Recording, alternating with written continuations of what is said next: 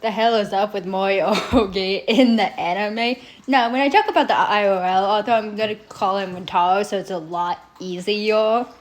And there is another YouTuber called Cash's Live, and I did listen to their videos. And I always send a link because I've been I like that YouTuber. Anyway, Mori Ougai in the anime is such a weird character to dissect. Now, a lot of people, when you talk about this character, be like, oh, you agree with pedophilia. No, I didn't say that at all. Or you completely, agree that he should abuse Yoshino Daza. I'm like, no, didn't agree that. Now, based on the pedo, remark, I've seen so many anime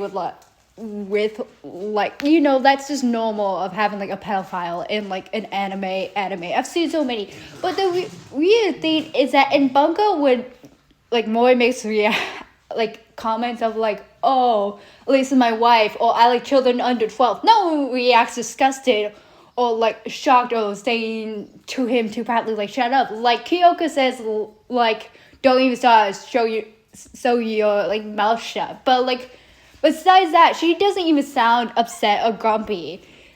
And I'm just okay, so Mori is a line because of all the characters he's said this to, everyone's just kind of chill with it. Oh cool, that's the pedophile, whatever.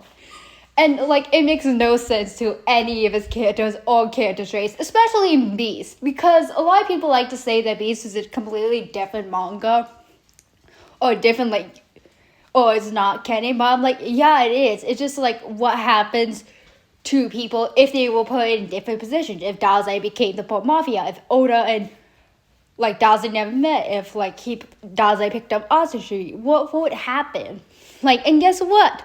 Mori goes to an orphanage. He runs an orphanage, and if Daze believed that what he said about him liking children was any true, I think he would definitely shoot him. He would not allow Mori to be running around with kids. I'm sorry, I don't believe Daze has some morals. But honestly, it's just strange. So yeah, I don't believe in any second of the pedo thing at all, because it's just complete nonsense. He's just lying and hiding behind something. What is it? I don't know, but I think Natsume knows.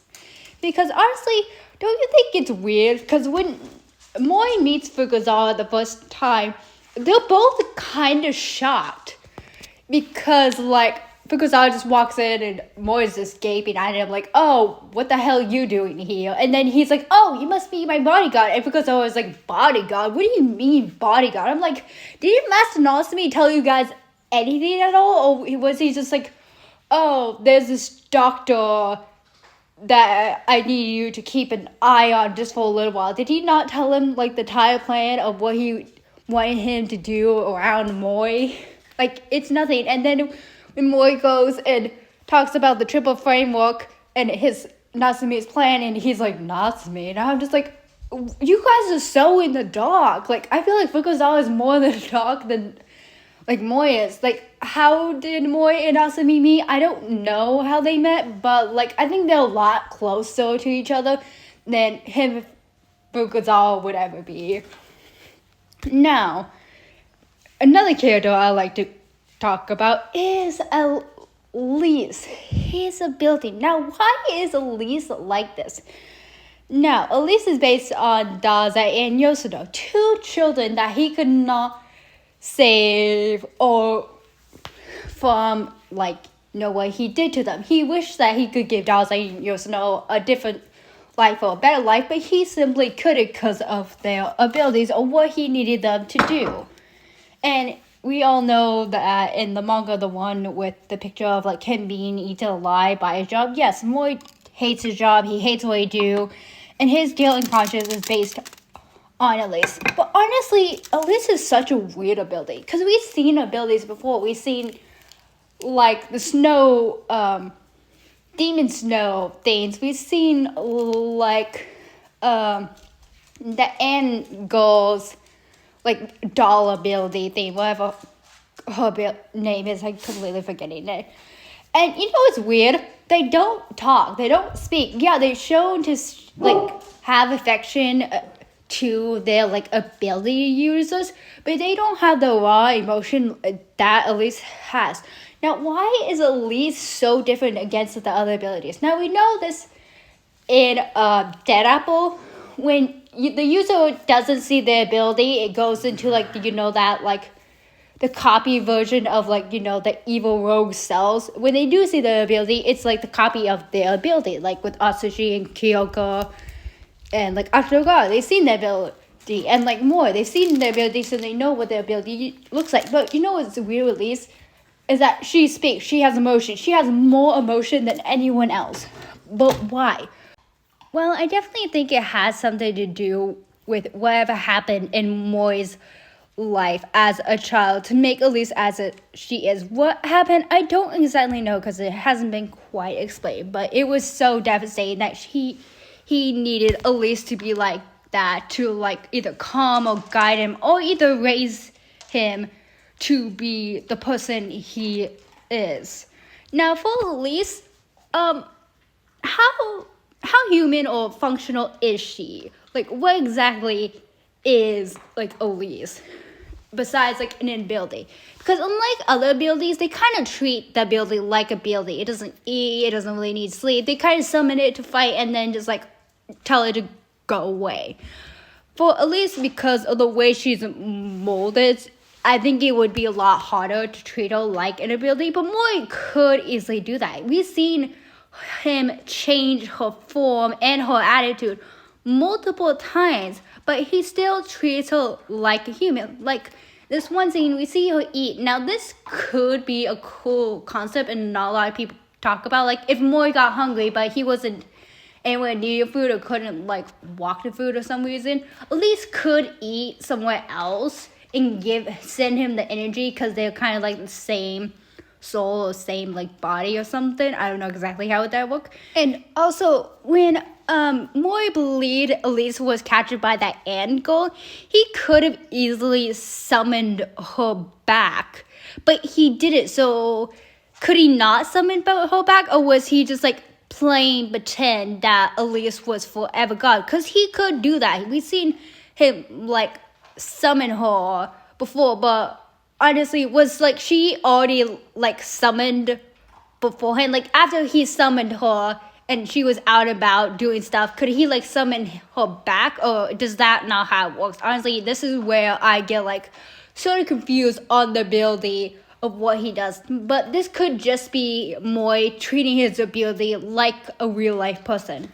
Now, of all the two like characters like Elise is based off, Daze and Yosuno, we're gonna talk mostly about Yosuno, because as you know, Rintaro and Yosuno did know each other. They were very close. When Yosuno had like 2 kids, she allowed Rintaro to like name her like twins. And I kind of wish this function happened between like Yosuno and Mori, where they had like sort of like a close bond. Instead of like maybe him fucking her up during the war, maybe he realized what the government did to her, realized it was fucked up, realized that the government was going to use her again, and went to save her, and brought Fukuzawa. And Fukuzawa realized about her power and was worried about Yosuno, thinking that Mori was going to do the same thing and battled him and took Yosuno. And Yosuno and Mori, they could have a backstory, whether he knew her as a child before she was thrown into the war, or he knew his parents and he was just always around as a godfather or something. I think that would be cool, because I kind of hate the thinking of every person that Mori runs into is traumatized. And I'm just it's kind of just getting old. I wish there was just at least one person that has this sort of different approach to Mori, or could just shout out someone else when someone's getting mad at Mori, because it's just kind of getting lame, because everyone's oh, we were fucked by Mori, but we honestly don't care, and Mori can just live his life. It's just getting old. So yeah, I kind of wish Yosuno had a different backstory. Her backstory is cool. I just wish it just changed. And now for Daze, yes, Mori does care for Daze. If he didn't, he would have just let Daze kill himself instead of helping and stopping him from killing himself. Like Mori could have easily done it. Yes, Daze has a powerful ability, but after someone does that multiple times, like even the 88 has kind of given up on Daze. It's like, oh, Daze has killed himself so many times, but he's failed, so we kind of just given up. Mori could have easily done that, and Daze, accidentally died. But yeah, Mori could have easily given up on Daze, just what I'm saying. And for everyone to say oh, Mori beat the living shit out of Daze, he had did things that he wasn't supposed to do things to him. No, that didn't happen. That never happened. That never happened to him. Oh, yes, no, yes. Mori was abusive to Daze, but in a different way than Daze was to Octagon. Now, for Daze and Octagon, he used physical abuse and, manipulated use. Mori does not do that. Mori just does manipulating. Majority of the time, he manipulates everyone around him. For Daze, he wants to die, so he manipulates him and says oh, I got a way where you can kill yourself easily, and I'll give this to you if you help me. So Daze does it, and he does that all around him, no matter the circumstance. He never lays really a hand on any of these kids, and if he did, we would have seen it by now. There hasn't been physical abuse in the show before. They're not shy from showing it. So us not seeing it means he never truly laid a hand on any of these kids at all. He just he just manipulated them into doing what he needs to do.